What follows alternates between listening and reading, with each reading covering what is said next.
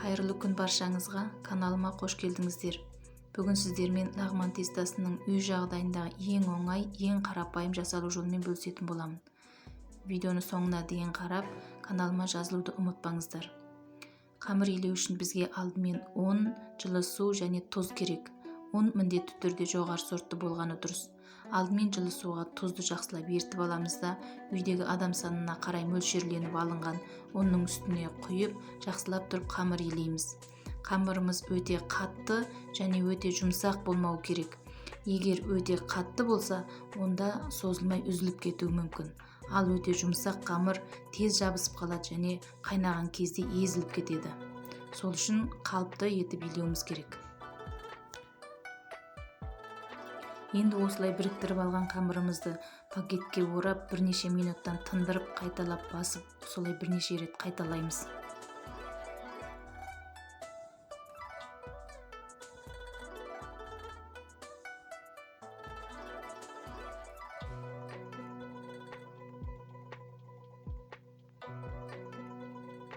Бірнеше рет тындырып иленген қамырымыз соңында осындай майда біркелкі болып, ұсақ-ұсақ көпіршіктер шыға бастайды.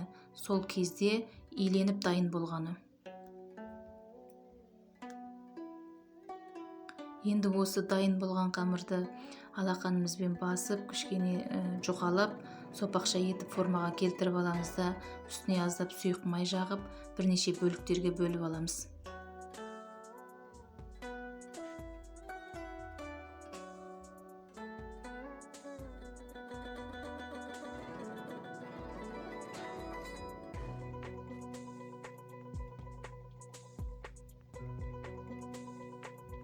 Осы бөлінген бөліктерімізді сықпалап сәл созамыз да, тағы да пакетке салып 5 минутқа тындырамыз.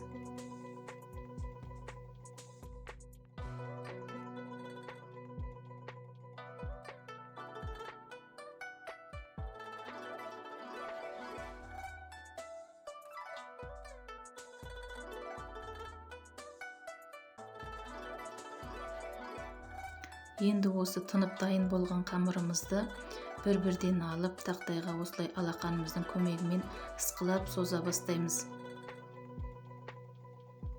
Диаметрі саусағымыздың үлкендігінде болғанға дейін ысқылап созамыз.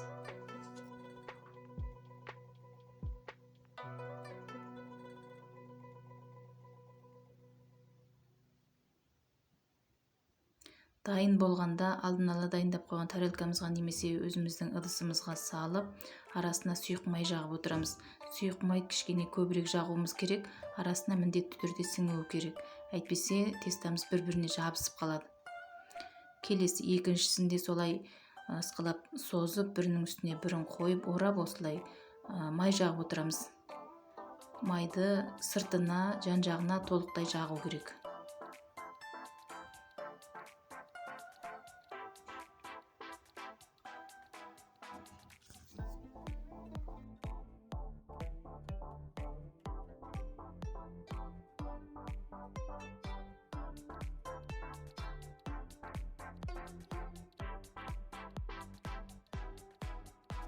Иленген қамырымыздың бәрін осылай созып, орап болғаннан кейін сыртына, жан-жағына жақсылап сұйық майды жағып, пакетке орап, ауа кірмейтіндей етіп, тағы да 10 минутқа тындырып қоя тұрамыз. Ол аралыққа дейін біз ыдысымызға тұз салып, су құйып, отқа қойып қайната беруіміз керек. Су міндетті түрде қайнап тұру керек.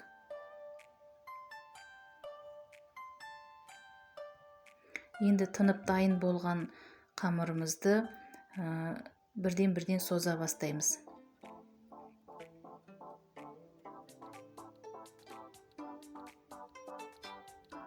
Жай ғана тартып соза бермейміз.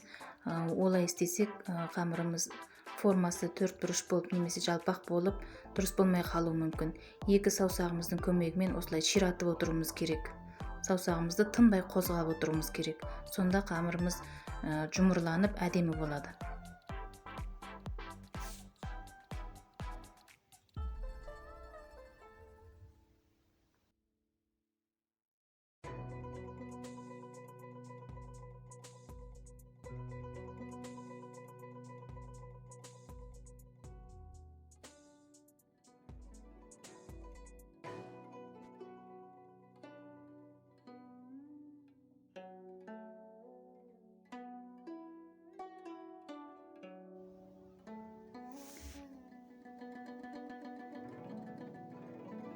бір жолда бірнеше бөліктерімізді осылай созып дайындап алған соң ұштарын біріктіреміз де екі қолымызға орап іле бастаймыз.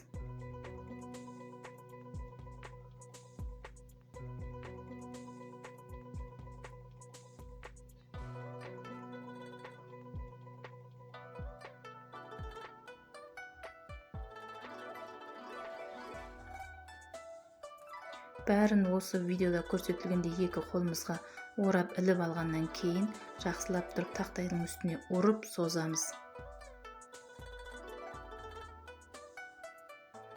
Енді қайнап тұрған суға салып, оны жақсылап араластыруымыз керек. Арасындағы жабысып тұрғандары болса ашылады. Солай бірнеше минуттан соң осылай ақ көбік шығып қайнайды. Бір бұрқ етіп қайнағаннан соң қамырымыз піседі. Енді піскен қамырымызды сүзіп алып, алдын ала дайындалған суық суға саламыз.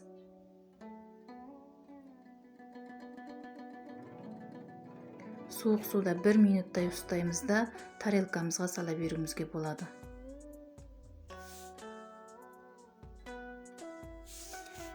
Суық суға міндетті түрде салу керек. Қамырды сүзіп алған бойда тарелкамызға салсақ, ол бір-біріне електеніп жабысып қалуы мүмкін. Сол үшін суық судан бір өткізіп алуымыз керек. Осылайша екіншісін созып, қолымызға орап алып, тақтайға ұрып, қайнап тұрған суымызға сала береміз.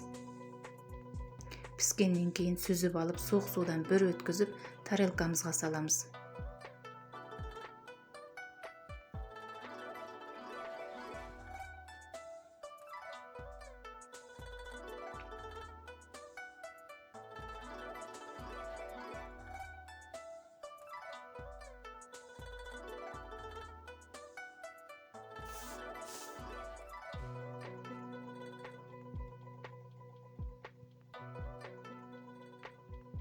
Мінекей осындай үй жағдайындағы әдемі жіңішке лағманның тестасы дайын болды.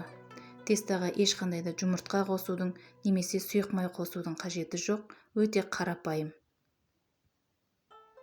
Енді осы дайын болған тестамызға өзіміз қалағанынша үстіне қуырмаштарымызды салып, қонақтарымызға ұсына беруімізге болады. Видеом ұнаса, лайк басып, пікір қалдырыңыздар, каналыма жазылуды ұмытпаңыздар.